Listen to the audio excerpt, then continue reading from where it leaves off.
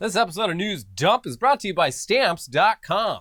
Put the hazmat suit on. We're going into the Snyderverse. Oh, no. I thought we were done talking about the Snyderverse. No, we're not, because there's more exposés that have come to light. What? You already got what you wanted. Why do we still have to talk about this? Because much like the January 6th hearings, this is the analysis after the fact that shows all the fuckery that went on.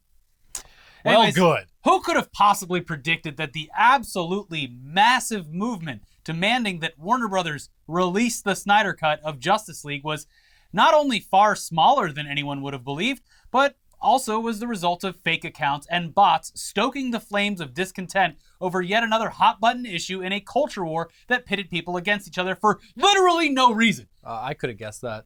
Yeah, anyone could have. Anyone that wasn't brain poisoned. Yeah. The Snyderverse campaign was fueled by bot accounts and bad actors who convinced a bunch of angry dorks that the drama that played out behind the scenes at a major motion picture studio was somehow a personal attack on a specific fan base, coupled with a threat that their favorite fictional characters would continue to be misused on purpose just to piss them specifically off. All while elevating a just okay director to God status, where he was more than happy to use his newfound online soldiers to allegedly threaten anyone in his path. It was all so stupid. Uh-huh. But yeah, I mean, we knew about all this, or at least the surface level details of it. We reported on it for years. Something stupid was happening here. Something very sus, especially after watching the exact same scenarios play out over the past decade or so through different mediums. There was Ghostbusters, Gamergate. there was that Donald weird Trump's presidency. There was that weird little period where people were spamming the internet, being like, "Don't go see Birds of Prey. Go see Alita Battle Angel." Alita Battle Angel, a real movie. Anyway, yeah. So clearly there were fake accounts spreading narratives, talking points, and responses that would then get picked up and regurgitated. There were numerous points throughout this whole campaign where you could copy and paste tweets relating to the Snyderverse into Twitter search bar and just see that that exact same phrasing was being used across hundreds, if not thousands, of accounts in a very inorganic way, it would seem. Yeah, all timed exactly within minutes of each other. Yeah, coordinated. Mm-hmm. But any claim that something shady was going on or any critique of this movement was seen as an attack and would result in a suspiciously coordinated response from seemingly random accounts who would berate, mock, and threaten people for daring to say that their goal was stupid, even though it was. Now, however, we have the data and the insider information that backs up a lot of the claims related to the army of loyal Snyder fans, thanks to an exclusive article in Rolling Stone. And it is a doozy with a ton of fascinating information. So you should definitely use the links below to read the full article.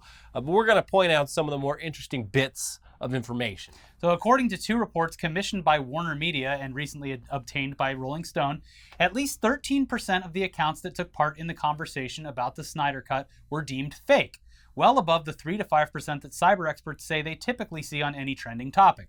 So while Snyder had scores of authentic flesh and blood fans, those real stands were amplified by a disproportionate number of bogus accounts. Alethea Group, a social media analytics firm, found that the forsnydercut.com domain, which claims to have made the Release the Snyder Cut hashtag go viral in May of 2018 and became the leading hub for efforts to bring Snyder back to the helm of the DC Universe, was, at least at one point, registered to a person who also ran a now-defunct ad agency which promoted its ability to bring cheap, instant avatar traffic to your website. So the article goes on to talk about how rival studios were actually jealous of the amount of social media traffic that the movement was getting before taking a step back and getting a little suspicious about it themselves. Yeah, quote, "Just look at that drop. The hashtag was trending at 1 million tweets a day for when they wanted to release the Snyder Cut, and it dropped down to 40,000 within days," says one digital marketing executive who claims the phenomenon became the talk of Hollywood. You don't see a drop like that organically. Instead, the executive says, it appears to be a classic example of weaponizing a movement. And as for the data regarding the social media efforts obtained by Warner Brothers, they claim that the company had finally had enough when users started posting and sharing violent, targeted threats to WB employees, causing the company to enlist multiple cybersecurity firms to analyze this trolling. The results confirm the obvious. Like with other sinister social media campaigns, Snyderverse crowd was made up of bots and real users with targeted leaders for each platform whose posts would do well, causing the bots to amplify those posts further, leading real users to continue the snowball effect. But why? It's so weird. Entertainment is religion now.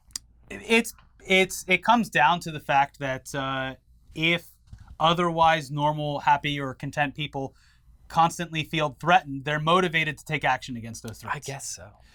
Rolling Stone reached out to more cybersecurity firms, including one called Q5ID, and asked them to crunch the Snyderverse-related data. Their chief information officer followed up with the outlet saying there is no question that bots were involved. And she then elaborated further, adding, there are certain patterns that bots give off that we saw here. They arrive at almost the same time in huge numbers, and many times the origin of thousands or even millions of messages can be traced to a single source or two. Sometimes they can be traced to unusual servers in remote countries, and their content will be precisely similar. Now, we should probably include the fact that, yeah, it is kind of funny that Twitter convinced Warner Brothers executives to spend an alleged $100 million on something that they thought a massive amount of people actually wanted. And it's also undeniable at this point that even though both versions aren't great movies, the Snyder version was actually better.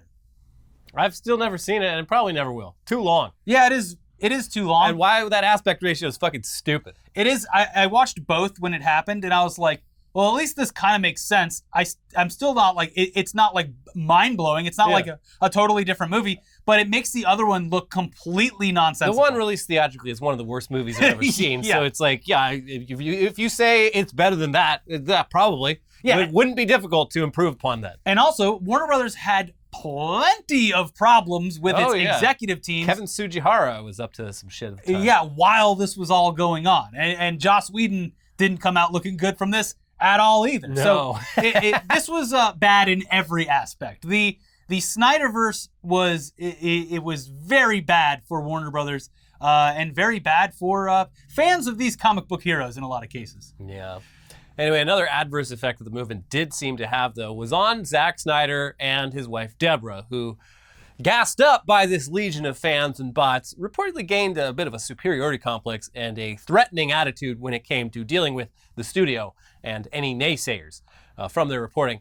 Over the course of several weeks in the spring of 2020, the director repeatedly demanded that the names of two producers, Jeff Johns and John Berg, be removed from his upcoming recut of Justice League. Simultaneously, Snyder's wife Deborah, another producer on the film, started pressing an executive in the studio's story department with the same directive. On June 26, 2020, Snyder had had enough. According to multiple sources familiar with the matter, Snyder confronted an executive in the studio's post-production department and issued a threat. Jeff and John are dragging their feet on taking their names off my cut. Now I will destroy them on social media. Presumably through his own app. He doesn't use Twitter. He posts to like this other app that only he uses. It's like his own Jeremy Renner app. Yeah, or like his own Truth Social. Yeah. But it doesn't matter because if he posted something on that app or anywhere else, it immediately gets taken by the Snyderverse people. It did seem, and we've reported on this for years, but it's just like, there's something up here. The whole movement is just like, where is anyone there's no paper trail for the money that was spent on Times Square billboards and flyovers and stuff like that. And it's like, who are these people? Because they're not like at conventions or anything like that. It's just like, it seemed pretty inauthentic, or at least just people who want to be involved in something that was pissing a lot of people off. It was strange. Yeah. So Rolling Stone spoke with more than 20 people involved with both the original Justice League and Snyder's cut, most of whom believe that the director was working to manipulate the ongoing campaign. And Snyder claims that if anyone was pulling strings on the social media fervor, it was Warner Brothers trying to leverage my fan base to bolster subscribers to their new streaming service. But one source maintains Zack was like a Lex Luthor wreaking havoc. Hey, that's a Superman reference. It is funny though, but he's just like, he's just trying to use me, or Warner Brothers, just trying to use me to bolster their new streaming service, when literally, when it came to the point that it was actually going to be released, it was like, we'll do this, but we're doing it so we can get all of these, millions of very engaged fans onto Warner Brothers' new streaming app, HBO Max. And then the data seemed to indicate that no one fucking watched this. Yeah. It was a bit of a Morbius situation. They're like, all right, everybody, here's that thing you wanted. Anyone else?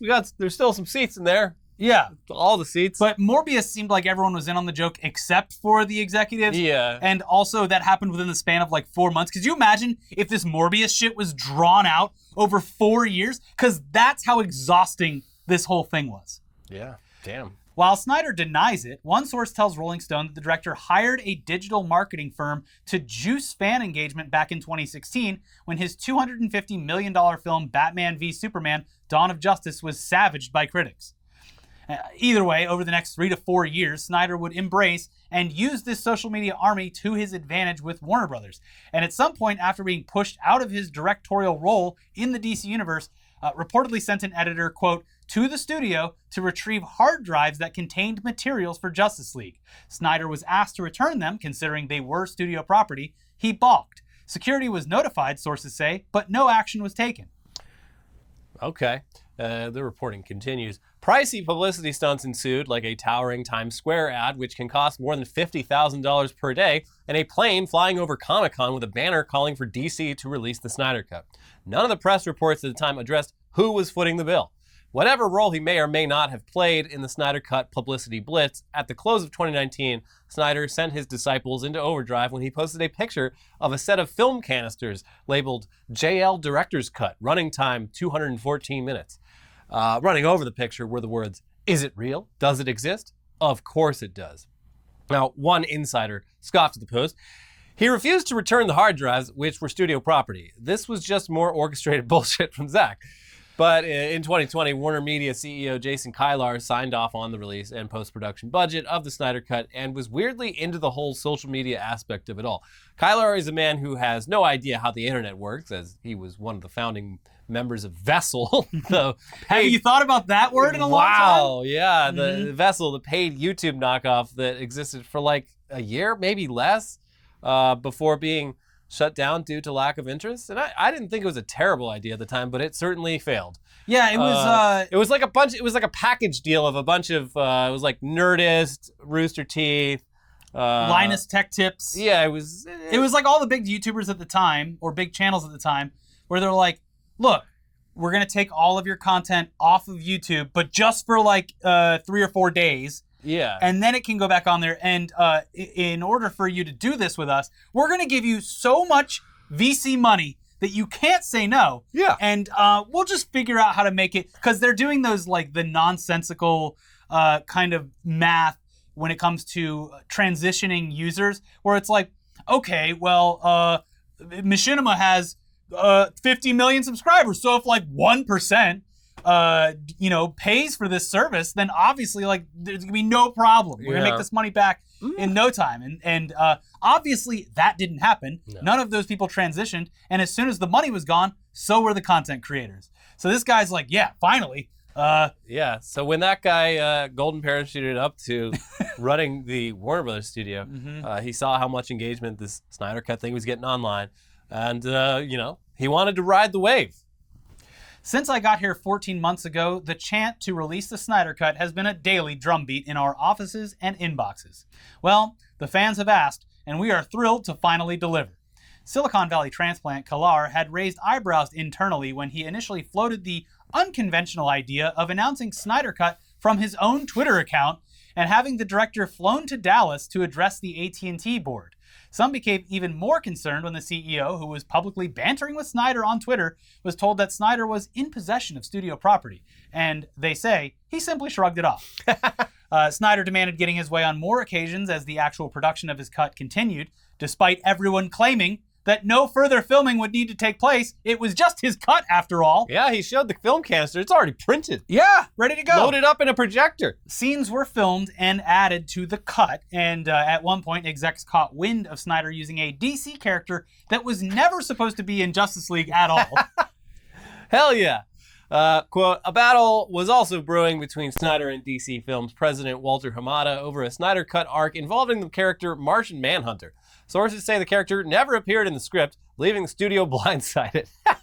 Hamada demanded the footage not be used. DC had other plans for Martian Manhunter and didn't want him wasted in 2 random scenes. But sources say Snyder threatened to delete other footage if he didn't get his way.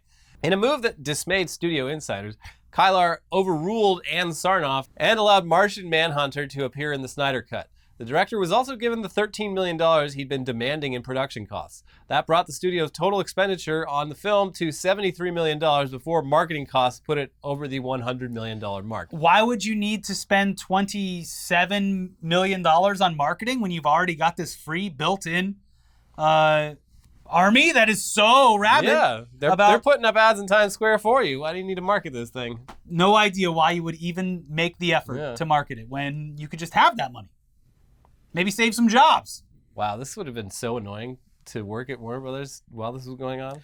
I know, because you're just being gaslit by the internet the entire time. So fucking stupid. It's wild. I mean, like stealing hard drives, whatever. This is like some 1970s like new Hollywood shit, except like it's just hilarious. Like imagining, Martin Scorsese or Dennis Hopper like stealing studio property to make fucking Justice League. Yeah. It's just so funny. Yeah. It's my passion project. Yeah. The world needs to see Justice League. It's wild. Like the story about the creation of the Snyder Cut of Justice League is way more fascinating than anything that happened on screen. Yeah. In addition to all of this, Snyder continued to use his online fan base as a threat to get his way. In one case, asking a journalist to remove several sentences from a story about the online mob and their targets, reportedly telling that journalist, "I'm just telling you what the fans are going to do. Trust me, they are pretty rough." Pretty rough. In another scenario, the mob attacked another Warner Brothers movie, Godzilla vs. Kong, because its director had previously been critical of the movement. No. When fans review-bombed Adam Wingard's Godzilla vs. Kong, sources say the director asked Snyder through an intermediary to tell his fans to stand down, and that Snyder refused. Snyder says he was never asked to have his fans stand down, adding, "Furthermore, I do not control my fans. They have their own will and their own opinions. You really give me too much credit." Dude, come on. Like, you wouldn't fucking say something and they'd be like, all right. Snyder said to do or not to do this. This is lame. This is God worship at one point. Yeah. And what a weird person to like, just, what a weird hill to die on. And it was Zack Snyder. The constantly like just the effectiveness of narrative changes as they happened, like with the Cyborg guy, like calling out executives at Warner Brothers for certain things, and it's just full force pushing that. Yeah. The very nice, very good donations that were made to suicide prevention sources. Sure. Yeah. That's all great, but it's like that was then used as a thing to refute any negativity about this at all. Like, Yeah. well, you must want people to die or something. Yeah. It's weird shit. Get Yeah. a life. Get a fucking life. So anyway, yeah, wild but completely predictable outcome and analysis of this movement after the fact. A nice little post-mortem. And another clear example of how people are manipulated and used on social media by thinking that they're under attack and that they've found a natural group of like-minded individuals who are working towards a completely justifiable and legitimate goal. Like telling people that the earth is flat. No matter how many lives they potentially ruin in the process, you are ontologically good, and they are, therefore, ontologically evil. It used to be a thing where movies came out and they were bad, and everyone was like, well, that sucked. Anyways. Hey, it's a good thing they release hundreds of these every year. I just don't understand getting that. It's because you belonged to a movement, and any strike against that movement was a strike against you personally. It became a personal attack to say anything negative about the Snyder Cut. Yeah. It's just very strange, man. But okay, now it's time to take a breather, step away from this nonsense, calm down a bit, and prepare you for the second half of the episode by thanking today's sponsor, Stamps.com. We all know how important it is to save money where you can, especially in this economy. Yeah. And if you're a small business owner, like the owner of WB, inflation certainly isn't doing you any favors. If you're a business that's looking for ways to cut some costs, mailing and shipping is a great place to start. With Stamps.com, you can skip the trip and never waste another dollar or minute. Stamps.com lets you print official postage right from your computer so you can spend less time at the post office and more time running your business. Stamps.com saves you time, money, and stress. For more than 20 years, Stamps.com has been indispensable for over 1 million businesses. Stamps.com gives you access to all the post office and UPS shipping services that you need right from your computer. And you get discounts you can't find anywhere else, like up to 30% off USPS rates and 76% off UPS. Whether you're an office sending invoices, a side hustle Etsy shop, or a full-blown warehouse shipping out orders, Stamps.com will make your life easier. All you need is a computer and standard printer, no special supplies or equipment. You're up and running in minutes, printing official postage for any letter, any package, anywhere you want to send. Save time and money this year with Stamps.com. Sign up with promo code NEWSDUMP for a special offer that includes a 4-week trial, free postage, and a digital scale. No long-term commitments or contracts. You just go to Stamps.com, you click on that microphone up at the top of the page, and you enter our code NEWSDUMP. There you go. Back to the show now with the news, and it's time to get real angry at a traditional punching bag, Ticketmaster. You know just as well as we do that Ticketmaster and Live Nation are some of the worst, most evil companies in the world when it comes to consumer satisfaction. And that's because they have a complete stranglehold on the live entertainment business. Over the past few decades, it has become more and more expensive and just plain aggravating to attend live events because of Ticketmaster's exorbitant and seemingly pointless fees and the severe bot and scalping issues that cause tickets to instantly sell out, where they are immediately flipped on the secondary market for prices that are legitimately outrageous. In recent years, Ticketmaster debuted its own secondary market where you could resell purchased tickets that are verifiable through the company that originally sold it, since it's all, I guess, just staying in the same ecosystem. Yeah. And also because Ticketmaster gets to rake in those fees every time a ticket's bought or sold, to the point that a single ticket could generate hundreds of dollars in fees if it's bought and resold a handful of times. And that's just one ticket, baby.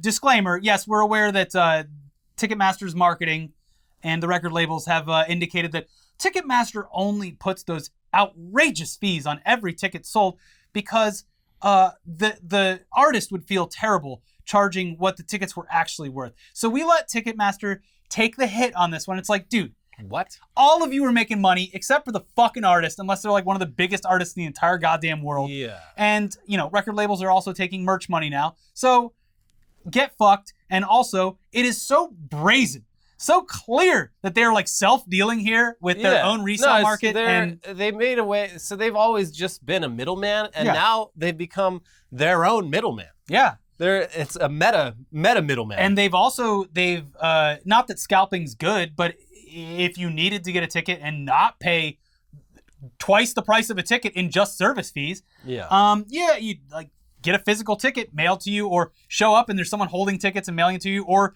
they can't send it to even you. do that anymore. No, because Ticketmaster has fucking the tickets change the barcode every couple of seconds, so you literally can't do any of that. It's whack. Anyways, the thing we were just talking about, their own secondary market, this led to an even more frustrating experience because it really seemed as though Ticketmaster was intentionally holding on to tickets so that they could resell them on their own secondary market and make more money than they otherwise could have. There have been claims made online that brokers sometimes work with Ticketmaster to do this, where portions of tickets are sold with the intention of being resold. Because guess what? Ticketmaster wins. I mean, it definitely seems that way as a consumer who likes to go to concerts and stuff, especially when you wait in a virtual queue for hours before the on-sale time. It's like, oh, these go on sale at 10 a.m., but you better be there at 8:30 in the morning to stand in E-line. Only to see that a 5,000 capacity venue has instantly sold out. No tickets available. Just... That's crazy. Wow. Odd that this didn't happen 2 years ago when this resale platform wasn't in existence. But anyways, so you go ahead, you buy a ticket on the secondary market, you attend the show, and then you see that the concert is half empty. So where are all the tickets? Where'd the tickets go? It is just, look, this is coming from very personal experience. It is fucking infuriating. But now, Ticketmaster has an even newer, even more frustrating system that they've implemented. And it's called dynamic pricing. And it's a feature that changes the price of a ticket based on demand. And that ticket could be anywhere in the venue. You're talking front row, fucking nosebleeds. Doesn't matter. We're going to change the price based on how many people are trying to access our site right now. And by the way, we own all that data. So we're just going to tell you how many people are accessing it and what the demand is. Sounds like you hate economics. Yeah. Yeah. So cool it there, Marks. Mhm. But yeah, this feature it first started rolling out just before the pandemic hit, and obviously live events were pretty much canceled for months, to in some cases years. So everyone kind of forgot about it. But it's back, and it's more frustrating than ever. And all it took for someone to write an angry article about it was when it affected boomer music. You do not mess with boomers. No, they're very upset with how much this is. Yeah, They are so gosh darn upset. yeah, Yeah. they're so peed off.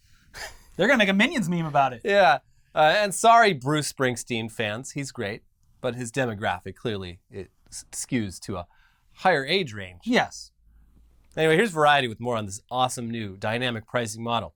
Bruce Springsteen fans like to think of him as tougher than the rest, not pricier than the rest. So there were inevitable eruptions of anger when fans logged on for the first day of sales for the opening shows on his 2023 arena tour and found tickets going for as high as $4,000 to $5,000 for mid-range floor seats. And These seats are mid. and into the four figures for other less desirable tickets that remained.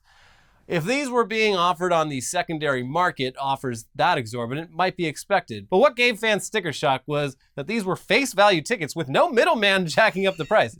Well, Ticketmaster, again, they are the middleman. Yeah. They've just been around long enough that you don't think of them as that, but they are the middleman between venues and people who want to go to venues. What's even more there's so many things that are frustrating about this, but what's even more frustrating about this is that these are the fan verified access tickets where like artists will have some way of you indicating that you're part of like a Bruce Springsteen fan club, or like you bought the album and you get a thing that gets you in to buy the tickets first because you're an actual fan. Yeah. You're not one of those scalpers. Congratulations. That'll be $5,000. The same thing literally just happened to me with Mars Volta announced a reunion concert at Palladium. Damn. And I was like, oh, great. And I had obviously been a fan for a very long time, got an access code, was in there bright and early, and fucking poof. Everything was goddamn gone. And the dynamic pricing thing for like way up in the second level in the back corner was like $800 for one ticket. And it's like, these are going to be available for, a decent price when the show actually happens. But I am going to be so fucking infuriated if I walk in there and it's not fucking packed. Yeah. Huh. I mean, I haven't bought the tickets yet. I literally can't afford it. So I'm just going to wait until the day of and see if it drops down. It's a great venue. The Palladium. Palladium is a good venue. I love it. Mm-hmm. Anyway, this was an introduction for many fans to Ticketmaster's dynamic pricing program, in which platinum tickets, which may be placed anywhere in the arena from the front section all the way to the back rows, fluctuate in price in what is said to be ongoing reaction to demand. That's just supply and demand, baby. If you hate this, you hate America. And you hate your own goddamn self. Mm-hmm. So fan ire was quickly evident in responses to an early tweet from Backstreets, the Springsteen fan magazine, which posted a screenshot of the price for one seat on the tour's opening night and wondered, Tampa mid-floor for $4,400, anyone? That's an amount that included $3,819 in face value plus $569.50 in fees. $570 in fees. Well, how do you expect us to process this ticket? It's not free. We got bandwidth to pay for. That's the other thing that's so fucking frustrating. Like, another real world example. Go to a Dodger game, the fees on the ticket, if you're buying a $50 seat, the fees, it's like, okay, well, yeah, it's like $5.50 for fees or something. I'm making up the fee, I don't know for sure. But, like, you want to go to the All-Star game, and it's like, well, that ticket's $500. And by the way, we're just going to do the same percentage on the fees, even though there's no fucking difference in sending you the ticket. No. So now you owe $55 in fees instead of $5 because fuck you. That's why. Yeah. This should be illegal. They've brought this to fucking Congress before. For like 30 years. Yeah. It's been like on the table as like, someone should do something about this. And it just keeps getting worse. It's been so bad for so long that Pearl Jam tried to fight this in the 90s and failed. Yeah. Like the same year that like they were putting that shit on albums, like explicit lyrics. Yeah. Parental advisory. And it's only gotten worse in the past couple of decades because fucking these companies go and buy all the venues. Yeah. So it's like the venue can't even host an independent show. Yeah. Ugh. Other perturbed fans quickly joined in with screenshots of the unusually costly offers they were getting once they'd gone through Ticketmaster's verified fan system and waited in an online queue. If the verified fan system and fast escalating prices were designed to thwart scalpers, there was some question how successful that was. Late in the day, the seating chart for the Tulsa, Oklahoma show appeared to show about a fifth of the seats in the arena already having been turned around and put up for sale on the secondary market via Ticketmaster's resale program, where individual sellers who want to pass on their tickets are free to set their own prices. Springsteen's camp declined comment, and Ticketmaster had not responded with a comment at the time of this writing. But what are you going to fucking do about it? What are you going to do? That's the thing is, in a lot of cases, this is actually... the blockchain would solve this. In a lot of cases, this is backfiring already. There's been, I know specifically with Golden Voice, they've had to get pretty desperate with... Because there's even before the pandemic, there was an overload of festivals. Too many festivals. Yeah. But they just kept making festivals. And it's like the thing that made festivals special was that there was like 1 or 2 a year, and you would travel to different parts of the country to go to it. Now there's 5 festivals in every major city. So Golden Voice has had to, they've been doing promotions where there's like 2 festivals where they just sliced off an entire day. Like, we're just moving all the bands to one day, and you only have to pay a 1-day fee. Or in some cases, they're like, all right, we're doing no fees. Come on, baby. Let's get these tickets. We got no fees. Come on, baby. And it's apparently not working. So the looming recession, all of the income inequality, and the inflation crash. There is going to be a crash in live events. Like, Good. There is the demand that currently exists is not a long-term realistic thing, because just like with travel and air travel and vacations, everyone is coming out of a fucking 2-year fugue state where they want to do everything they couldn't do for 2 years. So I think that this will hopefully sort itself out, but Ticketmaster is going to ride this no matter what. Like, in a year, are the tickets going to be 4,000? It's like, no, but they're still going to be 1,000 because our dynamic pricing says that a lot of people really want these. So we're going to literally hold it above their heads. That's just economics, baby.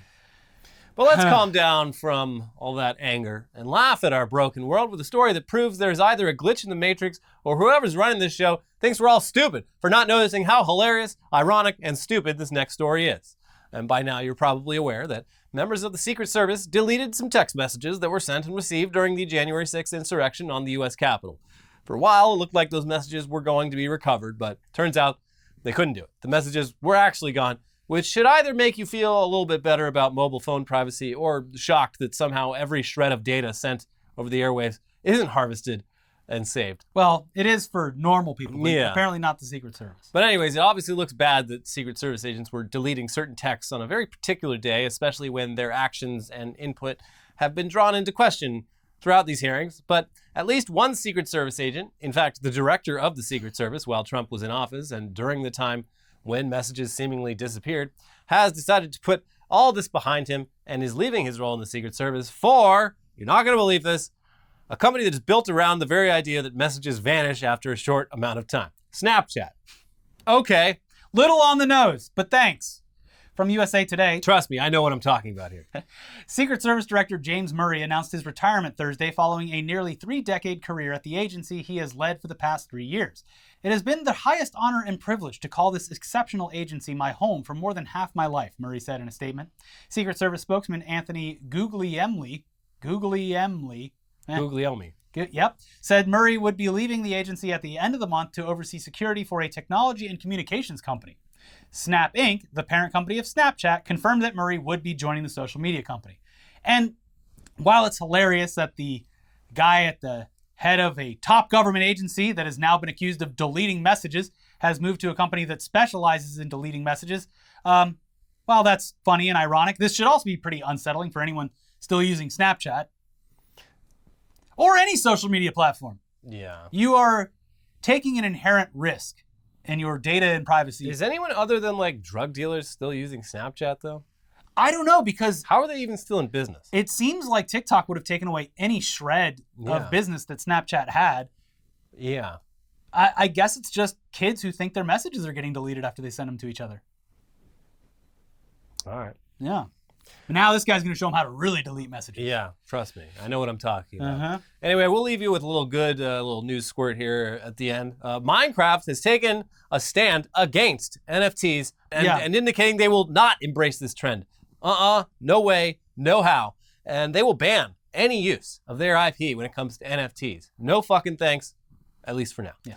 Earlier this week in a blog post, the Microsoft-owned company said the following. Recently, we've received some feedback from members of the community asking for clarification and transparency regarding Mojang Studios and Minecraft's position on NFTs, non-fungible tokens, and blockchain. While we are in the process of updating our Minecraft usage guidelines to offer more precise guidance on new technologies, we wanted to take the opportunity to share our view that integrations of NFTs with Minecraft are generally not something we will support or allow. Good. Yeah, they add that if you're a player or creator actively involved in the buying, selling, or trading of NFTs that make use of Minecraft, like skins or worlds, we strongly suggest you go through the information below. And that information that they're talking about reads, in part, in our Minecraft usage guidelines, we outline how a server owner can charge for access and that all players should have access to the same functionality. We have these rules to ensure that Minecraft remains a community where everyone has access to the same content. NFTs, however, can create models of scarcity and exclusion that conflict with our guidelines and the spirit of Minecraft. They go on to talk about all the third parties that are using Minecraft to grift you on NFTs, and then they finish up by saying, to ensure that Minecraft players have a safe and inclusive experience, blockchain technologies are not permitted be integrated inside our Minecraft client and server applications, nor may they be utilized to create NFTs associated with any in-game content, including worlds, skins, persona items, or other mods.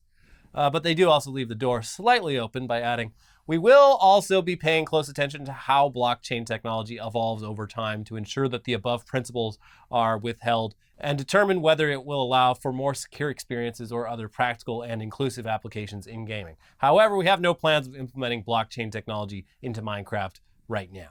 Small victories.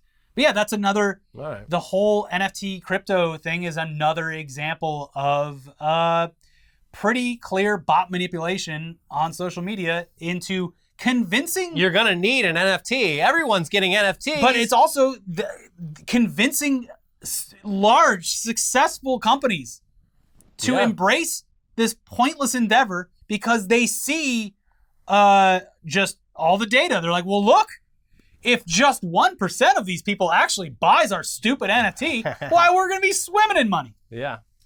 Yeah. And it's only when a company like Chevrolet or just a normie company gets in on, they're like, oh, literally no one bid on our Corvette NFT, so we're just not going to do that anymore. Nice little experiment. Yeah, we learned our lesson. Thanks. That was dumb. All right. Yeah. Wow, that fucking sucked. Mm-hmm. Anyways, it is the last chance for merch. I've sent the email. The merch store will be coming offline July 31st. So you have just about a week. Is there anything even left in that store? I don't know. You better go there and find out. The link's in the description below. But in the meantime, please watch our 2-year-old episode of Tech News Day. That's a joke. It's not 2 years old, though it did show up for people as being a episode that was 2 years old because YouTube is a fully functional website. Because we've predicted the future so many times that, it's just, now we're uploading our videos into the past. Yeah, exactly. So yes, it is actually a new video. It's not 2 years old. Please watch it over here. And we also have the video from earlier in this week about heists.